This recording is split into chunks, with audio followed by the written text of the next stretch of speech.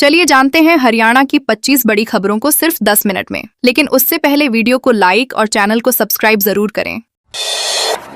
करनाल में अवैध मकानों पर चला प्रशासन का बुलडोजर। करनाल में प्रशासन ने अवैध निर्माणों के खिलाफ सख्त कार्रवाई करते हुए कई मकानों पर बुलडोजर चलाया। यह अभियान शहर में बढ़ते अतिक्रमण को हटाने और मास्टर प्लान को लागू करने के उद्देश्य से चलाया गया। प्रशासनिक टीम पुलिस बल के साथ मौके पर पहुंची और चिन्हित अवैध मकानों को ध्वस्त किया गया। इस दौरान कुछ स्थानीय लोगों ने विरोध भी जताया, लेकिन भारी पुलिस बल के चलते कार्रवाई जारी रही। अधिकारियों ने साफ किया कि भविष्य में भी ऐसे अभियान लगातार चलते रहेंगे और किसी भी अवैध निर्माण को बख्शा नहीं जाएगा। रेवाड़ी में पेट्रोल पंप पर तेल खत्म। रेवाड़ी शहर के बाईपास स्थित राजेश पायलट चौक के पास इंडियन ऑयल के पेट्रोल पंप पर पेट्रोल खत्म होने से वाहन चालकों को भारी परेशानी का सामना करना पड़ा। पंप कर्मचारियों के अनुसार सोमवार रात को ही पेट्रोल समाप्त हो गया था और नई सप्लाई का इंतजार किया जा रहा है। हालांकि डीजल उपलब्ध बताया गया है। अचानक पेट्रोल खत्म होने से ड्राइवरों को वापस लौटना पड़ा, जिससे लंबी कतारें और असुविधा देखी गई। कर्मचारियों ने भरोसा दिलाया कि जल्द ही सप्लाई पहुंच जाएगी और स्थिति सामान्य हो जाएगी। यमुनानगर में इनेलो पूर्व विधायक की फैक्ट्री पर ताबड़तोड़ फायरिंग। यमुनानगर में इनेलो के पूर्व विधायक दिलबाग सिंह की प्लाईवुड फैक्ट्री पर देर रात अज्ञात बदमाशों ने अंधाधुंध फायरिंग कर सनसनी फैला दी। जठलाना स्थित फैक्ट्री के गेट पर 2 बाइक सवार बदमाश पहुंचे और करीब 8 राउंड गोलियां चलाईं। हमले में गेट और अंदर खड़े ट्रक को नुकसान पहुंचा, जिससे मजदूरों में दहशत फैल गई। घटना को अंजाम देने के बाद आरोपी मौके से फरार हो गए। सूचना मिलते ही पुलिस मौके पर पहुंची और जांच शुरू कर दी है। इलाके में सुरक्षा बढ़ा दी गई है। फरीदाबाद में खाद्य मंत्री की डिपो होल्डरों को चेतावनी। फरीदाबाद में खाद्य मंत्री राजेश नागर ने डिपो होल्डरों को सख्त चेतावनी देते हुए कहा कि हर परिवार को पूरा राशन मिलना चाहिए। यदि कोई डिपो संचालक गड़बड़ी करता पाया गया तो उसके खिलाफ केस दर्ज कर लाइसेंस रद्द कर दिया जाएगा। मंत्री ने लोगों से अपील की कि वे किसी भी शिकायत के लिए सीधे उनके कार्यालय में संपर्क करें। उन्होंने यह भी कहा कि विभागीय स्तर पर कार्रवाई न होने पर भी वे खुद संज्ञान लेंगे। सरकार भ्रष्टाचार के खिलाफ जीरो टॉलरेंस की नीति पर काम कर रही है। रेवाड़ी में 2 महिलाओं पर फावड़े से हमला। रेवाड़ी में पुश्तैनी मकान के विवाद को लेकर 2 परिवारों में झगड़ा हिंसक हो गया। एक व्यक्ति ने गुस्से में आकर 2 महिलाओं पर फावड़े से हमला कर दिया। महिलाओं को सड़क पर घसीटते हुए पीटा गया, जिससे एक महिला गंभीर रूप से घायल हो गई और अस्पताल में भर्ती कराई गई है। डॉक्टरों के अनुसार उसकी हालत नाजुक बनी हुई है। घटना का वीडियो भी सामने आया है, जिसमें आरोपी हमला करता दिख रहा है। पुलिस ने मामला दर्ज कर जाँच शुरू कर दी है और आरोपी की तलाश की जा रही है।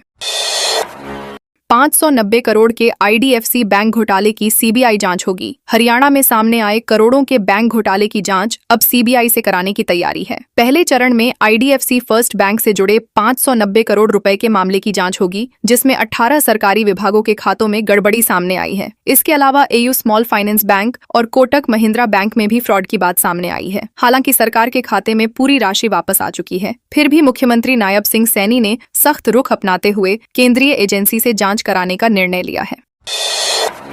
मासूम शर्मा की नई फिल्म कंट्रोवर्सी में घिरी। हरियाणवी सिंगर मासूम शर्मा अपनी नई फिल्म लाइसेंस को लेकर विवादों में घिर गए हैं। आरोप है कि फिल्म में उनके बैन किए गए गाने खटोला से मिलते जुलते लिरिक्स और ट्यून का इस्तेमाल किया गया है। फिल्म में मासूम शर्मा खुद मुख्य भूमिका में नजर आ रहे हैं, जबकि उनके साथ बॉलीवुड अभिनेता यशपाल शर्मा भी अहम किरदार में हैं। फिल्म की कहानी गन लाइसेंस के इर्द गिर्द घूमती है। सोशल मीडिया पर इस मुद्दे को लेकर बहस तेज हो गई है और प्रमोशन के दौरान भी यह मामला चर्चा में बना हुआ है। गुरुग्राम द्वारका एक्सप्रेसवे पर टैक्सी ड्राइवर की गुंडागर्दी। गुरुग्राम द्वारका एक्सप्रेसवे पर एक टैक्सी ड्राइवर की लापरवाही और गुंडागर्दी का वीडियो सामने आया है। ड्राइवर नशे की हालत में कई किलोमीटर तक रॉन्ग साइड गाड़ी चलाता रहा और सामने से आ रही कार से टकराने से बाल बाल बचा। विरोध करने पर उसने अपने साथी के साथ मिलकर दूसरे ड्राइवर से गाली गलौज की। यह पूरी घटना कार में लगे डैशकैम में रिकॉर्ड हो गई, जिसे सोशल मीडिया पर साझा किया गया है। पीड़ित ने पुलिस से कार्रवाई की मांग की है। हरियाणा में दवा का रिकॉर्ड रियल टाइम सेंट्रलाइज्ड होगा। हरियाणा के मुख्यमंत्री नायब सिंह सैनी ने स्वास्थ्य सेवाओं में सुधार के लिए बड़ा कदम उठाया है। अब सरकारी अस्पतालों में दवाओं का record real time centralised portal पर उपलब्ध होगा। इससे डॉक्टरों को पता रहेगा कि कौन सी दवा किस अस्पताल में उपलब्ध है और बाहर की दवा लिखने की जरूरत कम होगी। यदि कोई दवा उपलब्ध नहीं है तो डॉक्टर को इसका स्पष्ट उल्लेख करना होगा। साथ ही CMO की जिम्मेदारी तय की गई है और अधिकारियों को अस्पतालों की व्यवस्थाओं पर लगातार निगरानी रखने के निर्देश दिए गए हैं। नारनौल में पीएनबी पेंशनर कार्ड के नाम पर साइबर ठगी। हरियाणा के नारनौल में साइबर ठगों ने पेंशनर लाभ दिलाने के नाम पर एक रिटायर्ड बैंक कर्मचारी से करीब 10 लाख रुपए ठग लिए। पीड़ित पूर्णचंद ने बताया कि उन्होंने फेसबुक पर पीएनबी पेंशन भोगी सेवानिवृत्ति कार्ड लाभ का विज्ञापन देखा, जिस पर क्लिक करते ही उनके मोबाइल में एक एपीके फाइल इंस्टॉल हो गई। इसके बाद ठगों ने उनके बैंक खाते तक पहुंच बनाकर रकम निकाल ली। मामला सामने आने पर साइबर क्राइम थाना पुलिस ने केस दर्ज कर जांच शुरू कर दी है। पुलिस लोगों से अपील कर रही है कि किसी भी अनजान लिंक या ऐप को डाउनलोड न करें। बहादुरगढ़ में अवैध प्लास्टिक दाना फैक्ट्री में लगी आग। झज्जर जिले के बहादुरगढ़ में अवैध रूप से संचालित प्लास्टिक दाना फैक्ट्री में भीषण आग लगने से इलाके में हड़कंप मच गया। आग इतनी तेजी से फैली कि पास की अन्य फैक्ट्री और गोदाम भी इसकी चपेट में आ गए। प्रारंभिक जानकारी के अनुसार आग कपिल नामक व्यक्ति की फैक्ट्री में लगी, जहां प्लास्टिक सामग्री के कारण लपटें तेजी से फैल गईं। देर रात लगी इस आग को बुझाने के लिए दमकल विभाग की कई गाड़ियां मौके पर पहुंची और घंटों की मशक्कत के बाद आग पर काबू पाया गया। फिलहाल आग लगने के कारणों की जांच की जा रही है और नुकसान का आकलन जारी है। झज्जर में महिला बोली, फिर रोकूंगी मंत्री का काफिला। झज्जर की मांडोठी गांव निवासी महिला जगपति ने एक बार फिर मंत्री के काफिले को रोकने की चेतावनी दी है। उनका आरोप है कि कई बार शिकायत करने के बावजूद उनकी समस्या का समाधान नहीं हुआ। इससे पहले भी वह मंत्री श्याम सिंह राणा के काफिले के सामने खड़ी हो गई थी, जिससे हंगामा हुआ था। महिला का कहना है कि अधिकारी उसे लगातार चक्कर कटवा रहे हैं और उसकी सुनवाई नहीं हो रही। नागलोई से झज्जर तक आने के बावजूद उसे न्याय नहीं मिल रहा। इस मामले ने प्रशासन की कार्यशैली पर सवाल खड़े कर दिए हैं और अब दोबारा विरोध की चेतावनी से हलचल तेज हो गई है।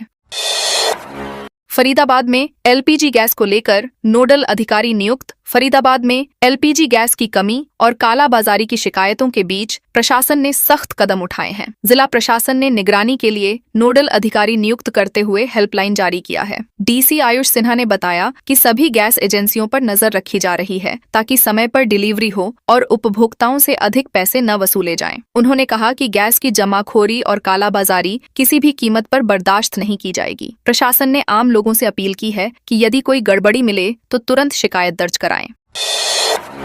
मूसेवाला के मैनेजर की मां का चंडीगढ़ डीजीपी को पत्र। पंजाबी गायक सिद्धू मूसेवाला के पूर्व मैनेजर शगनप्रीत की मां ने चंडीगढ़ डीजीपी को पत्र लिखकर पुलिस पर गंभीर आरोप लगाए हैं। शिकायतकर्ता दलजीत कौर का आरोप है कि पुलिस ने उनके पति को आधी रात घर से उठाकर अवैध हिरासत में रखा, मारपीट की और 10 लाख रुपए की मांग की। उन्होंने दावा किया कि उनके पति की जान को खतरा है और उन्हें तुरंत सुरक्षित रिहा किया जाए। इस मामले ने पुलिस कार्यप्रणाली पर सवाल खड़े कर दिए हैं। शिकायत के बाद अब उच्च अधिकारियों द्वारा मामले की जांच की संभावना जताई जा रही है। पलवल में निजी स्कूलों की मनमानी पर कार्रवाई की मांग। पलवल में निजी स्कूलों द्वारा महंगी किताबें थोपने और नियमों के उल्लंघन के खिलाफ आवाज उठाई गई है। अखिल भारतीय ग्राहक पंचायत हरियाणा ने उपायुक्त को ज्ञापन सौंपकर कार्रवाई की मांग की है। संगठन का कहना है कि सीबीएसई और हरियाणा बोर्ड के निर्देशों के अनुसार एनसीईआरटी की किताबें अनिवार्य हैं, लेकिन कई स्कूल निजी प्रकाशकों की महंगी किताबें खरीदने के लिए अभिभावकों पर दबाव डाल रहे हैं। इससे आर्थिक बोझ बढ़ रहा है। प्रशासन से मांग की गई है कि ऐसे स्कूलों पर सख्त कार्रवाई की जाए और सरकारी नियमों का पालन सुनिश्चित कराया जाए। सदैव